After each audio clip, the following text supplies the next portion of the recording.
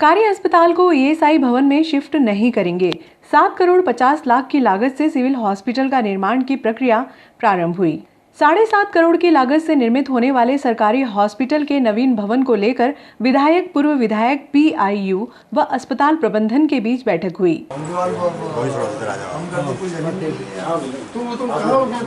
बैठक में अस्पताल को ईएसआई भवन में शिफ्ट न करने का निर्णय लिया गया।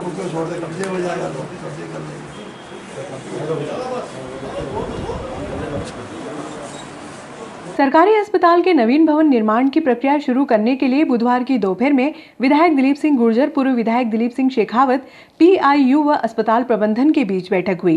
पीआईयू के वीडी शर्मा ने बताया कि प्रोजेक्ट को पूरा करने के लिए 18 से 24 महीने का समय ठेकेदार को दिया जाएगा। टेंडर की प्रक्रिया शुरू कर दी गई है। अस्पताल में G2 टाइप में मल्टी स्टोरी परिसर में वाहन पार्किंग ग्राउंड फ्लोर पर रहेगी। प्रथम स्थल पर ओपीडी, 30 बेड के लिए वार्ड, डॉक्टर्स के चैम्बर्स, लेबर रूम, ओटी का निर्माण होगा। दूसरी मंजिल पर 30 बेड वाले वार्डों का निर्माण किया जाएगा। विधायक ने बताया कि बुधवार को पीआईयू के अधिकारियों व अस्पताल के चिकित्सकों के साथ चर्चा कर अस्पताल का निर्माण प्रारंभ करने हेतु रूपरेखा बनाई गई। काफ़ी समय से शासकीय अस्पताल निर्माण प्रारंभ हो, इसकी हम लगातार प्रयास कर रहे थे। कोरोना या कमलनाथ सरकार थी उस समय, सब हमने रोगी कल्याण समिति मीटिंग भी हुई थी। यहाँ के जो दुकानदार उनको भी हमने इस बात को सहमत करा लिया था, क्योंकि हमारी इच्छा थी कि ये अस्पताल सिटी के बीच में रहे। यदि बाहर जाते तो मरीजों को आने जाने में परेशानी होती और हमारे जो मेन मार्केट का बिजनेस है वो भी ठप होता। हम लोग चाहते थे कि यहाँ पर अस्पताल हो, उसके लिए पूरी तैयारी भी हो गई थी। बीच में सरकार की भी, उसके बाद में कोरोना आ गई। कोरोना के कारण ये सब कार्य लेट हुए। अब हम अभी विधानसभा में हमने इस बात को लगाया था कि यदि शासन कहीं भूमि उपलब्ध कराए या फिर वहीं बनाने के, तो माननीय मंत्री जी ने, स्वास्थ्य मंत्री जी ने विधानसभा में आश्वासन दिया था कि अस्पताल वहीं बनेगा। उसकी प्रोग्रेस, निर्माण कार्य शीघ्र प्रारंभ होने की प्रक्रिया चालू हो रही है। अभी अस्पताल को उधर शिफ्ट नहीं करते हुए यहीं रखा जाएगा और जिससे कि हमारे क्षेत्र के मरीजों को परेशानी नहीं हो। निश्चित रूप से हम चाहते हैं कि ये अस्पताल अच्छी क्वालिटी का बने, निर्माण कार्य में गुणवत्ता हो, क्योंकि खाचोद हॉस्पिटल बना, उसकी शिकायत भी लगातार आ रही कि वो उसमें भ्रष्टाचार भी हुआ और घटिया किस्म का निर्माण कार्य। हम सबकी मॉनिटरिंग भी रहेगी कि अच्छा हॉस्पिटल मिले, गुणवत्ता वाला हॉस्पिटल बने और हम सभी अधिकारी इसके लिए लगातार लगे हैं। Thank you sir. अस्पताल को बीमा अस्पताल में शिफ्ट न करते हुए अस्पताल में एक हिस्से में संचालित किया जाएगा, जिससे कि आम जनता को चिकित्सा सुविधा प्राप्त करने में परेशानी न हो। अस्पताल को डिसमेंटल परिसर में संचालित दुकान संचालकों से चर्चा कर शीघ्र दुकानें खाली करवाकर निर्माण कार्य प्रारंभ किया जाएगा। पूर्व विधायक शेखावत ने बताया कि अस्पताल शहर के मध्य रहे ताकि गरीब व निर्धन वर्ग के व्यक्तियों को उपचार के लिए लंबी दूरी तय न करना पड़े। उन्होंने बताया कि बैठक में यह तय कर लिया गया है कि अस्पताल को ईएसआई भवन में शिफ्ट किए बगैर ही निर्माण कार्य कर लिया जाएगा।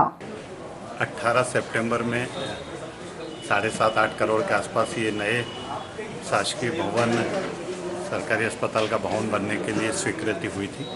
माननीय रुस्तम सिंह जी ने विधानसभा में मुझे आश्वासन दिया था, क्योंकि बीच में कांग्रेस की सरकार बनी और 1 साल तक कोई गतिविधियां इसको सरकारी अस्पताल को बनाने में नहीं हुई। अभी 3 दिन पहले ही मैं सरकारी अस्पताल में आया था और मैंने अधिकारियों से बात करी थी। फिर कलेक्टर साहब से और पीआईयू की जो है शर्मा जी, उनसे बात करके आज उनको बुलाया है। अभी लगभग ये तय हुआ है मोटा मोटा कि हम इस अस्पताल को अभी आधा डिसमेंटल करके और बनाना प्रारंभ करेंगे। जो हमारी बिल्डिंग अच्छी है, जैसे आईसीयू अभी हमारा नया बना है, ऑक्सीजन प्लांट अभी नया बना है, जनता को भी असुविधा नहीं हो, क्योंकि डायलिसिस प्लांट को शिफ्ट करना, सोनोग्राफी मशीन है, डिजिटल एक्सरे मशीन है और बहुत सारी कवायद हमको करना पड़ेगी। साथ में माननीय थावरचंद जी गहलोत जी जो हमारे महामहिम राज्यपाल है और माननीय सांसद अनिल फिरोजिया जी लगातार प्रयास कर रहे हैं कि बीमा अस्पताल के हमारे को परमिशन आ जाए। लेकिन चूंकि सितंबर में 3 साल पूरे हो जाएंगे, इसलिए हमारी प्राथमिकता थी कि एक बार यहाँ काम प्रारंभ हो जाए। नई डिजाइन ड्राइंग वगैरह बन गई है। मुझे विश्वास है कि जल्दी हम लोग अभी इस नागदा शहर को एक नई सौगात देने के लिए हम लोग हो जाएंगे। Yes sir, roll. यहाँ पे 7.5 करोड़ रुपए मंजूर हुए हैं अस्पताल के लिए। तो बीच में क्या था कि ये तय हुआ था कि यहीं बनाना तोड़ के, फिर बीच में कुछ डेवलपमेंट ऐसे हुए थे कि वहाँ बीमा में ले आना है, लेकिन पब्लिक की सुविधा के हिसाब से बहुत दूर पड़ रहा था वो। तो फिर माननीय विधायक साहब ने सभी ने प्रयास किया इसके लिए, फिर ये हुआ कि ये इसी को तोड़ के, क्योंकि चूँकि बिल्डिंग भी पुरानी हो चुकी है और 50 साल PWD ने भी इसको कंडम घोषित कर दिया है इसको, तो ये है कि इसको तोड़ के ही बन जाएगा। तो अपन इसको भूतल 3 मंजिल का बनेगा ये, बहुत नीचे रहे पूरी पार्किंग रहेगी इसमें, ताकि पार्किंग की बहुत समस्या यहाँ पे नीचे का हिस्सा पूरा पार्किंग रहेगा और दोपहर तल में इसमें सभी सुविधाएँ रहेगी। इसमें ऑपरेशन थिएटर है, पेशेंट भी है, डिलीवरी के लिए भी सब तरह की इसमें फैसिलिटी रहेगी, लिफ्ट भी रहेगी, रैम्प भी रहेगा, सीढ़ियाँ रहेगी, सुविधा पूरी रहेगी इसमें। सर इसको डिसमेंटल क्लियर हो जाएगी हमको, वो हम टेंडर कॉल कर लेंगे, इसको प्रोसेस चल रही है टेंडर की हमारे। तो 2 साल मतलब मैक्सिमम 18 महीने से 24 महीने मैक्सिमम इसमें, क्योंकि लागत ज़्यादा है इसलिए 18 महीने देने पड़ेंगे ठेकेदार को उसमें। पिछले 2 साल से जो हमारा ये सिविल हॉस्पिटल है, जिसके लिए पैसा स्वीकृत हो चुका था कि नया बनना है 60 बेड का, लेकिन उसमें कहीं ना कहीं समस्या आ रही थी, ज़मीन का इशू आ रहा था। तो आज उसी के तारतम्य में एक बैठक ली गई थी, जिसमें BD शर्मा जी PIU के थे उपस्थित एवं हमारे वर्तमान एवं पूर्व विधायक भी उपस्थित थे और हमारे यहाँ के डॉक्टर थे, जिसमें निर्णय लिया गया कि जो भी समस्याएं आ रही है उसका समाधान हो और जल्द से डिसमेंटल होकर नया अस्पताल बने, ताकि लोगों को यहाँ सुविधाएँ मिली। सर जैसा कि अभी निर्णय लिया गया है, तो इसमें यही है कि डिसमेंटल जो आधा हिस्सा होगा और आधे में हम लोग अपना जो लेबर रूम है और ऑपरेशन थिएटर है वो सुचारू रूप से संचालित कर सकें, वो सहमति बनी हमारी। और OPD भी जहाँ तक हमें जो भी आगे का निर्णय जो भी होता है कि बीमा में शिफ्ट करना है या नहीं, वो हम लोग लेते हैं। अखिल भारतीय बलाई महासंघ के तहसील अध्यक्ष ओम प्रकाश परमार के नेतृत्व में मंगलवार को तहसीलदार आशीष खरे को ज्ञापन सौंपा गया। ज्ञापन में बताया कि नगर पालिका कर्मियों पर पुलिस द्वारा दर्ज प्रकरण को वापस लिया जाए। जय भीम, जय भीम। अखिल भारतीय बलाई महासंघ जिंदाबाद, जिंदाबाद, जिंदाबाद। कर्मचारियों को न्याय दो। थोड़ा सा ऐसा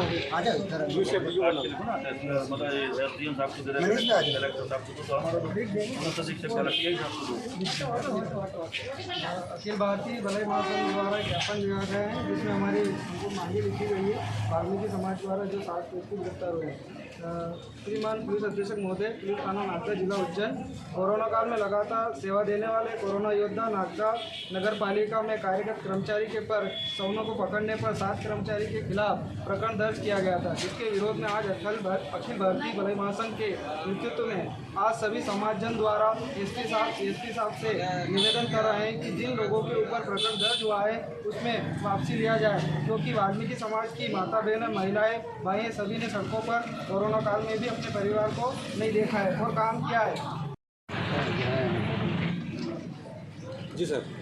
अखिल भारतीय श्री भलाई संघ नागदा द्वारा एक ज्ञापन श्रीमान कलेक्टर महोदय को संबोधित करते हुए प्रस्तुत किया गया है, जिसमें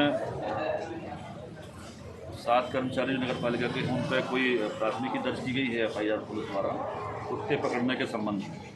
तो जो भी नियमानुसार कार्रवाई होगी वो की जाएगी और ये ज्ञापन श्रीमान कलेक्टर महोदय की ओर से आज आपने ज्ञापन दिया, क्या उसमें विषय ले? ये विषय था ज्ञापन देने का कि जो हमारे समाज के वाल्मीकि समाज के ऊपर भाइयों के ऊपर, जैसा कि उनको उनके आला अधिकारी के द्वारा आदेश दिए गए थे कि जो जंगली जो कुत्ते हैं, जो आवारा कुत्ते, उनको पकड़ने के, तो उन्होंने उनके पकड़ने के जब काम किया तो उनके ऊपर 7 लोगों के ऊपर कार्रवाई हुई। और याद रहे, नागदा शासन और प्रशासन इस बात को ध्यान दे कि अगर वापस से उनके ऊपर कार्रवाई, अगर फिर से अगर उनकी कार्रवाई ख़त्म नहीं हुई, उनके ऊपर कार्रवाई जो करी वो नहीं ली गई, तो भीम आर्मी और अखिल भारतीय भलाई महासंघ और जय संगठन द्वारा उग्र आंदोलन किया जाएगा, जिसकी जवाबदारी शासन और प्रशासन की होगी। हमने ज्ञापन के माध्यम से उनको अवगत करा दिया है कि अगर 2-3 दिन में अगर ये मामला नहीं होता है तो फिर हम उग्र आंदोलन की तैयारी कर रहे हैं और तैयारी करेंगे।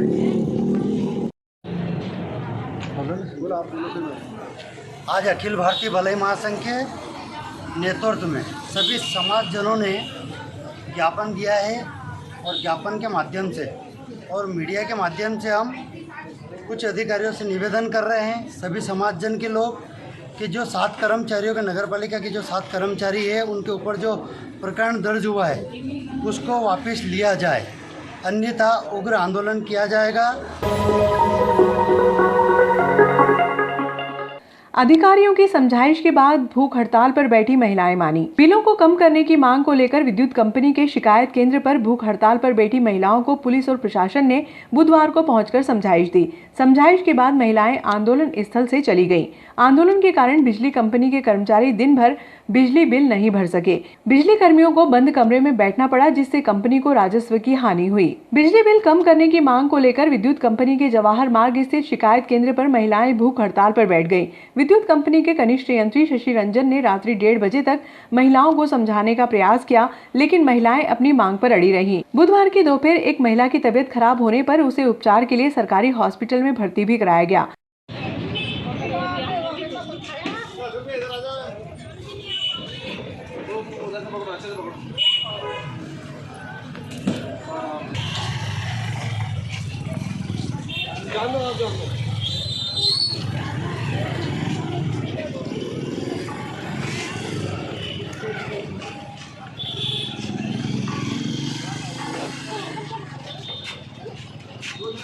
इनके साथ जाओ आप लोग भी।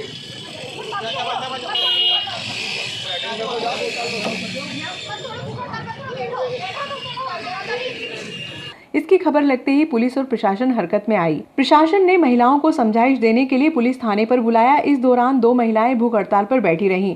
एसडीएम आशुतोष गोस्वामी व सीएसपी मनोज रत्नाकर ने पुलिस बल के साथ मौके पर पहुंचे, जिसमें 3 महिला एसआई, आधा दर्जन से अधिक महिला आरक्षक, पुलिस जवान आदि शामिल थे। हॉस्पिटल जाओ ना,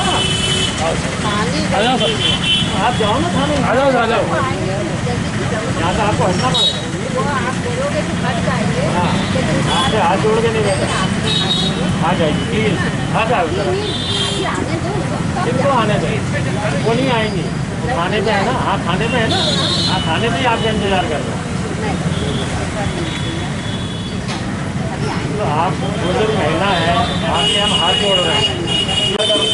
हाँ तो आप बिल दीजिए, मैं जांच कर लेता हूँ। यदि बिल में कुछ छोड़ दे बेटा, छोड़ दे। हाँ बिल्कुल बताइए।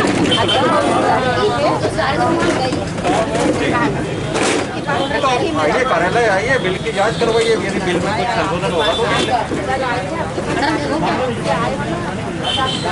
डाबी नहीं है मेरा तो इंजीनियर रोड का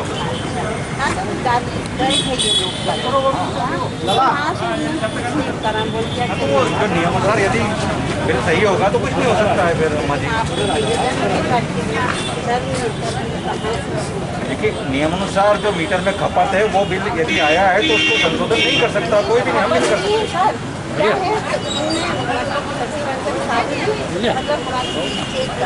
आने दो, शशि रंजन साहब का आगे आने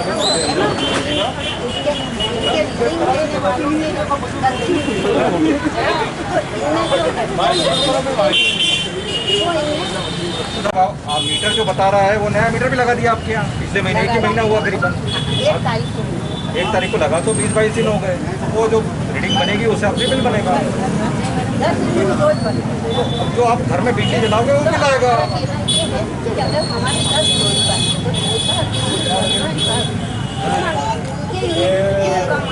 तो जो आपके घर में मीटर लगे, जो बिजली जिसकी खपत करेगा वो रिकॉर्ड होगा। जांच कर लिए, बिल्कुल जांच कर लेते हैं। 4 मीटर जांच कर लीजिए।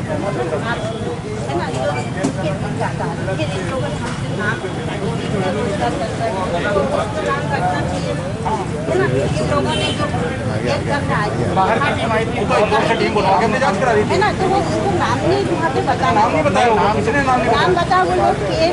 नहीं बताया, नहीं हमारे नाम नहीं बताया। वो लोग हमको मैडम सब मानने आए तलवार से, हम किसी को नाम नहीं बताते। वो तो जानकारी गोपनीय रहती है। बाहर की जो भी टीमें आती हैं वो हमें बिना बताए काम करती हैं। क्या लड़ूंगी, इसलिए मैं आपसे सबसे हाथ जोड़ के निवेदन कर रही हूँ कि आप नियमानुसार बिल चेक हो गया, एक बार और चेक कर लेंगे अम्मा जी। पर यदि वो सही बिल रहेगा तो हम किस्त कर देंगे। वो तो फिर आपको देखना पड़ेगा किस्त कैसे भरेंगे। यहाँ पे लड़की ने बोला यहाँ पे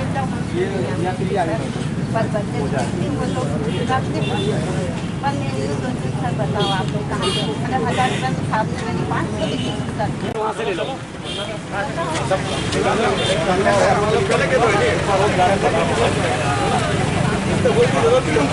सीएसपी ने भूख हड़ताल पर बैठी महिलाओं को समझाइश दी। महिलाएं आंदोलन स्थल से हट गईं। यहाँ से हट जाओ आप, यहाँ से हम हटा नहीं आए, आप उधर जाके खड़े हो कृपया करके, आपसे हाथ जोड़ के बोल रहे हैं। समय तो कल से बैठे हो आप यहाँ पे, कल आपने बैठी, आपकी बहू बेटी कोई बैठी होगी। अरे आप कल ये तो आपको यहाँ रहना नहीं चाहिए। बात हो गई ना, आपसे बात हो गई, डी साहब हैं, उन्होंने बता दिया कर देंगे, आपकी समस्या का चेक कर लेंगे। अब आपसे निवेदन है कि आप उधर चले जाइए, यहाँ छोड़िए लोग। धन्यवाद, चलिए आ जाओ। हाँ इधर चलो, जाओ चलो जाओ, इधर से हट जाओ आप। सर हमारे ये इनको बताओ, करेंगे जांच, ऐसे मत करो यहाँ पे रोक के काम करवाना बंद करेंगे। किस नाम से है? नोट कर लो। और हम मजदूर करते, कोई नौकरी धंधा बच्चे कहीं नहीं करा। हाँ देख मेरे नाम से और ऐसा कृपया कहाँ रहते हो? विद्यानगर। यहाँ पे आके बैठे तो बहुत परेशान हो रहे हैं ना नागदा शहर के। और हमारे बच्चे को हमारे किसी नौकरी धंधा मजदूरी करते हैं, इसलिए बिल